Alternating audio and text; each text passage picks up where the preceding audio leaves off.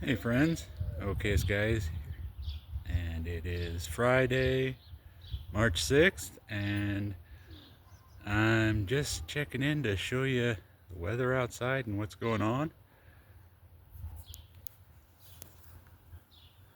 Looks like we got a storm rolling in. Temperature's dropping.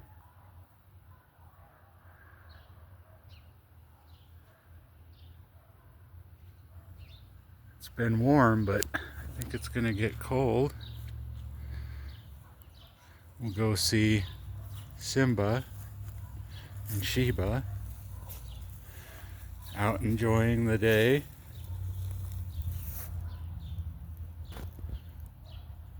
Hi Simba. He really doesn't care.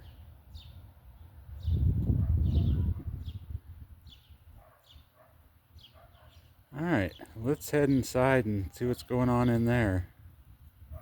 Hi Simba. Meow.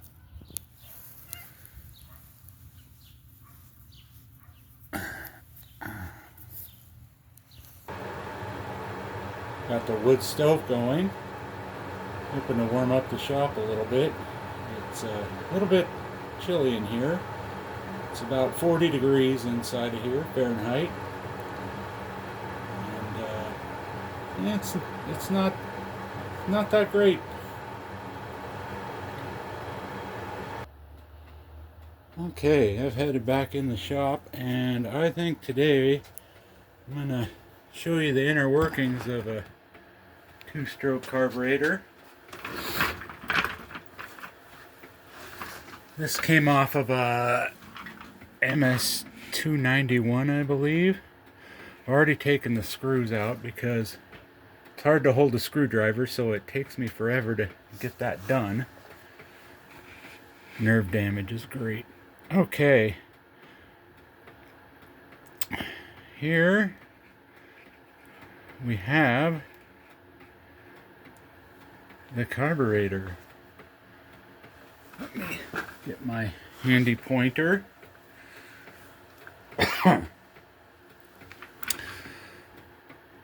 So here are the adjustment ports, and these have these little safety plugs still in them. Those are put there so that people will not adjust their carburetors when they shouldn't, and if they do, then they're in safety margins so that they probably won't blow them up. But you can only go so far.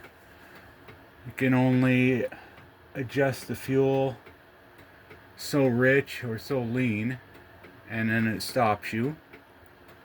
A lot of people will take those out so that they can adjust their saws. So here we have the low and the high adjustments. Your low is always going to be facing in, facing towards the cylinder. And your high, as I've talked about in other videos, the low, it runs your fuel, controls the flow while it's idling and for quick bursts. And your high will cover the running. This right here is your idle adjust. That controls the amount of air that comes into the fuel mix.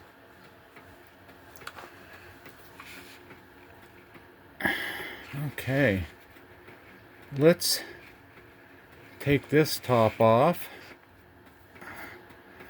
and we will look in the metering side. So here we have the metering diaphragm, which rests on top of the gasket. This thing is made so that it pulses with the fuel, and this little nub right here will vary depending on your carburetor, but it will rest on top of this metering lever. This metering lever has a spring under it, and as the diaphragm pulses, it lifts this lever, which allows a measured amount of fuel to go in.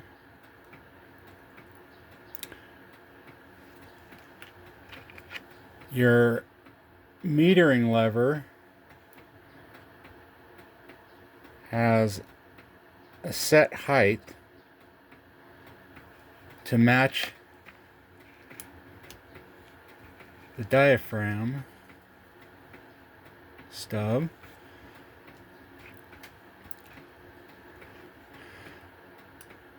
You have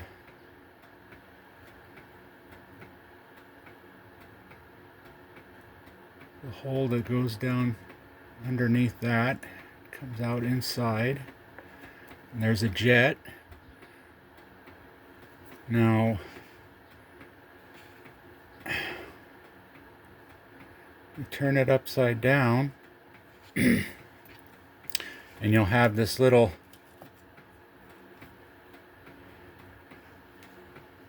pump side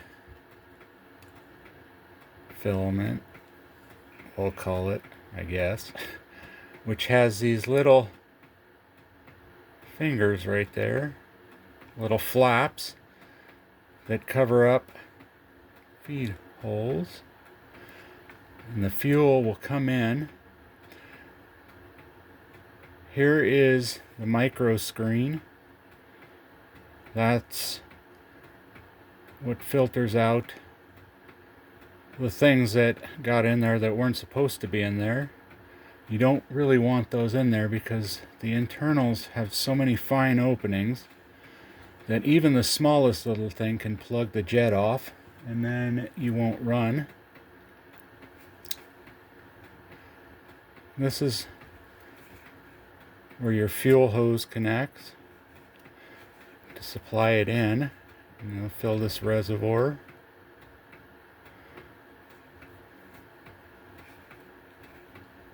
These on this is where your lever will go that operates the choke setting.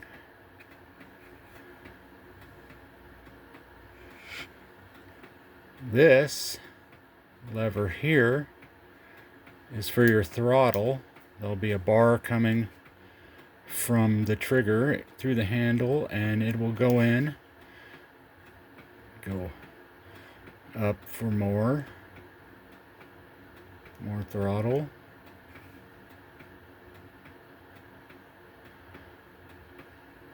You're all contained in this little guy right here. It's the heart of the saw. It's important that you keep fresh fuel in these, and it's best to store them with no fuel because fuel can go bad so quickly that if you don't run it for a month, you're going to have fuel rotting in there. And the fuel we have now, it doesn't really last that long setting. Another thing that you want to make sure of is that you use fuel with no ethanol in it, because the ethanol will react with the diaphragms after a while and the fuel hoses, and it will actually harden them. What happens after that is a hard diaphragm. You'll be able to tell because it'll make a crunching noise, like this, where it's smooth and supple. It'll harden that, and then when you try and start the saw, it doesn't have the flex that it needs to pulse and run right. So it may start, but it might not run. So that's one reason why you want to use ethanol-free fuel. And as far as the mix goes, some people like 40-to-1, others like 50-to-1. Your two-stroke oil doesn't really matter as long as you use a good synthetic modern mix.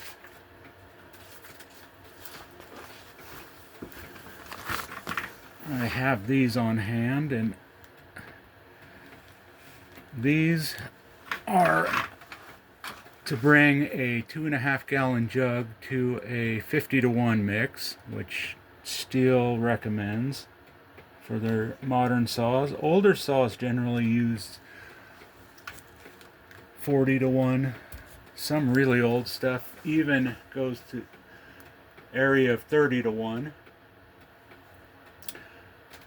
So, in case you don't know, which most probably do, the higher the number, the least amount of oil per gallon ratio to the fuel.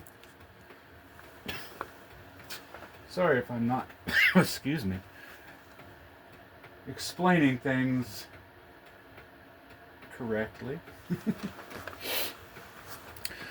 Alright, so that's the inner workings of the carburetor.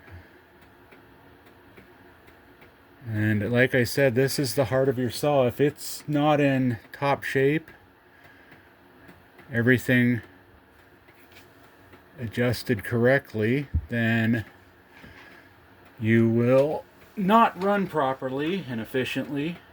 You could bog and have all sorts of issues with pickup when you hit the throttle.